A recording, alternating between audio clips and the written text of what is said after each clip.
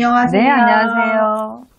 이번 시간은 2025년 을사년에 범띠적 호랑이띠 분들 운기가 좀 어떨지 말씀 부탁드립니다. 25년도 을사년에 호랑이띠들은 뭐 그렇게 나쁘진 않아요. 근데 물론 이제 나이별로 안 좋은 운기가 들어오는 분들도 계시기도 하겠지만, 올해 이제 27이죠. 내년에 28이 되는 우리 무인생들은 활동성이 굉장히 커지는 한 해예요. 내년 수가. 그렇게 되면 변화 변동이 커지기 때문에 내 진로나 새로운 일에 관심을 갖게 되고, 그런 것들이 또 높아지게 되면은 이제 내가 원하는 길로 가는 친구들도 있겠지만, 잠깐 잘못해서 선택을 잘못하실 수도 있으니까 좀 신중하셔야 되고, 공부하는 친구들은 길이 열려 있어요. 그러니까 중도에 포기하지만 않으면 괜찮으니까, 순간의 감정으로 그냥 내가 취업을 해서 나갈까, 만약에 공무원 시험을 볼까, 아니면 다시 그냥 어떻게 대학원이라도 가서 더 계속 할까, 이런 고민들에 있는 친구들은 생각을 굉장히 잘 하셔야 돼요.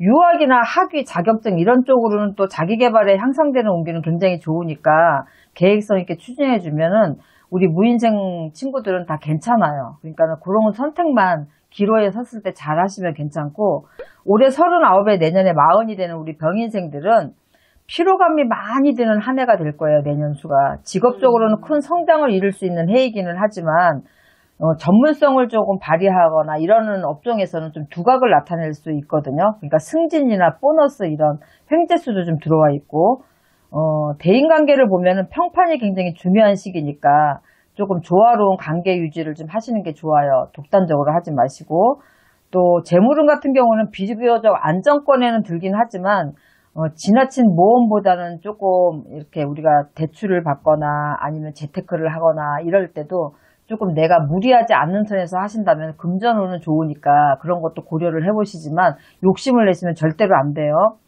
애정운 같은 경우에는 새로운 인연이 드는 시기니까 좀 신중히 알아가는 관계가 좀 필요해요. 만약에 이제 결혼을 하셨다 하게 되면은 조금 솔직하고 개방적인 대화를 해서 작은 오해가 큰 오해가 되지 않도록 조금 그런 것들을 신경만 쓰신다면은 병인생 분들은 굉장히 좋다고 봐요. 운기 자체가. 시운 하나에 이제 내년에 시운 둘이 되는 우리 갑인생들은 세상과 소통하는 방식이 조금 외향적인 모습으로 바뀌는 시기다라고 생각하시면 돼요. 그렇게 되면 가정적인 부분이나 이런 부분보다는 바깥으로 도는 일들이 굉장히 많아지실 거예요. 그럼 집에 있으면 좀 답답하고, 또 뭐 나가서 취미 활동이라도, 일이 아니더라도 취미 활동이라든가 아니면 업무나 일이라도 해야 되니까 집에 있는 것보다는 조금 뭐가 일이 잘 안 풀리고 그러면 굉장히 답답하실 거고, 몸이 쑤시거나 아프거나 오히려 좀 스트레스가 많아지고 우울감이 굉장히 커질 수 있다라고 보시면 돼요. 그러니까 어떤 일을 할 땐 굉장히 적극적으로 하시게 되고, 일이 없을 때는 의기소침하지 마시고 그냥 바깥으로 일단 나가세요. 나가시는 게 훨씬 더 운기를 끌어올리는 데 도움이 되니까.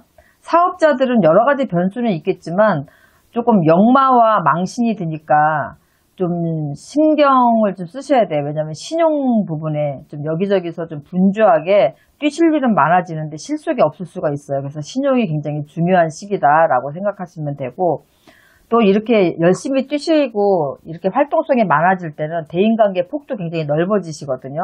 그래서 그런 부분에 있어서 굉장히 신용에 신경을 많이 써라 이렇게 보시고, 직장인들은 이 활동성이 많아지니까 외근 근무라든가 해외 출장이라든가 아니면 본사와 지점 간의 어떤 이런 이동의 변화, 이런 것들이 좀 있을 수가 있어요. 애정운을 보신다 그러면 이제 분가나 아니면 여행, 또 경우상 뭐 떨어져 지내는 경우가 발생할 수 있어요. 그러니까 이럴 때는 이혼이라든가 아니면 별거라든가 이런 것도 있을 수 있으니까 활동성이 많아지는 시기, 또 이런 시기에는 좋은 것도 있지만 사실 그것 때문에 조금 나빠지는 경우도 있어요. 이 애정운 같은 경우에 집안에 신경을 좀 못 쓴다든가 그럴 수가 있거든요. 그리고 밖에 나가서 활동을 많이 하다 보면 유혹이라는 게 또 있을 수 있고, 내가 또 본의 아니게 실수를 할 수도 있기 때문에 그런 부분만 잘 관리를 잘 해서 나가신다면 또 우리 갑인생들도 그렇게 나쁘다고는 볼 수가 없어요. 63세 내년에 64시 되는 우리 이민생들은 재물은 일반적으로 좀 안정적이다 이렇게 보실 수가 있고, 큰 변화 없이 좀 꾸준하다. 더 모으지도 못하고 그렇다고 또 더 낮아지지도 않는 꾸준함이다. 그러니까 뭐 이런 게 사실 좋은 거지 등락의 폭이 큰 게 좋은 건 아니거든요. 그래서 새로운 사람과의 인연이 좀 많아지니까 관계의 질보다는 질에 더 집중을 해야 되지 양에 집중을 하시면 안 돼요. 그래서 그렇게 되면은 문제가 좀 발생할 수 있는 요지들이 많으니까 질에 치중을 좀 하셨으면 좋겠고, 사업적인 부분에는 금전적인 어떤 체결을 하실 때 서류를 좀 꼼꼼히 보셔서 덤벙대지 말고 또 대충 하는 것, 또 구두 계약 이런 것들에는 조금 더 신경을 좀 바짝 쓰셔야 돼요. 주의가 필요하다는 얘기니까. 투자는 대출을 조금 신경을 쓰셔야 돼요. 그래서 혹시 모를 긴급 자금이 필요할 수가 있긴 해요. 이민생들은. 그래서 대출을 받아 놓으시거나 아니면 어떤 것들을 매도를 해서 자금을 좀 충분히 좀 확보를 해 놓으신다든지 이런 부분들이 좀 생길 수 있으니까 그런 걸 대비를 좀 하시면 좋겠고, 초가을에는 횡재수가 있기 때문에 힘든 시기를 귀인이 넘겨주시든 아니면 이렇게 긴급 자금을 잘 가지고 계셨다가 넘길 수 있거나 이런 일들이 생길 수 있으니까 초가을에 대비를 무조건 하셔야 되고, 애정운 같은 경우에는 문제점을 찾으려고 하는 노력이 좀 필요해요. 그래서 의견 차이나 갈등, 감정적인 대립 이런 것들은 피하셔야지만 이별수나 이런 것들을 좀 넘길 수 있지. 안 그러면은 다른 건 다 괜찮지만 이런 것들이 문제가 생기게 되면 아무래도 안 좋은 일들이 생길 수밖에 없거든요. 그래서 그렇게 좀 대비를 좀 하셨으면 좋겠고, 우리 75에서 76이 되는 우리 경인생 엄마 아빠들은 인간관계 회복하기가 좀 어려움이 생길 일들이 좀 있어요. 그러니까 이럴 땐 나서지 마셔야 돼.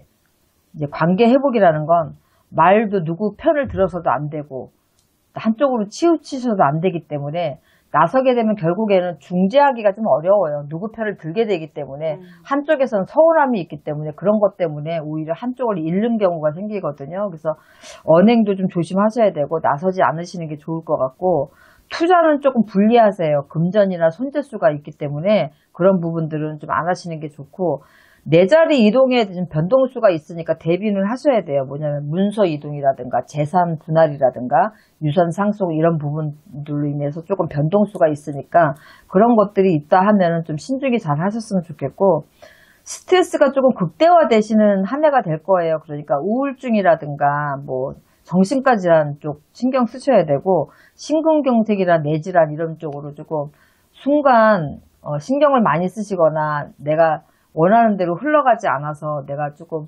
배신수라든가 아니 인간의 어떤 자식이나 아니면 지인이나 친구들 관계에서나 일적인 부분에서 그런 일을 당하게 되면 지금까지 내가 살아온 게 뭔가 이런 생각이 들어서 우울감도 드실 수 있겠지만 순간적으로 혈압이 있거나 그런 분들, 심장이 안 좋으신 분들은 조금 병원 신세를 질 일이 생겨요. 그러니까 경인생 엄마 아빠들은 좀 그런 부분만 좀 신경 쓰시면 괜찮을 것 같아요.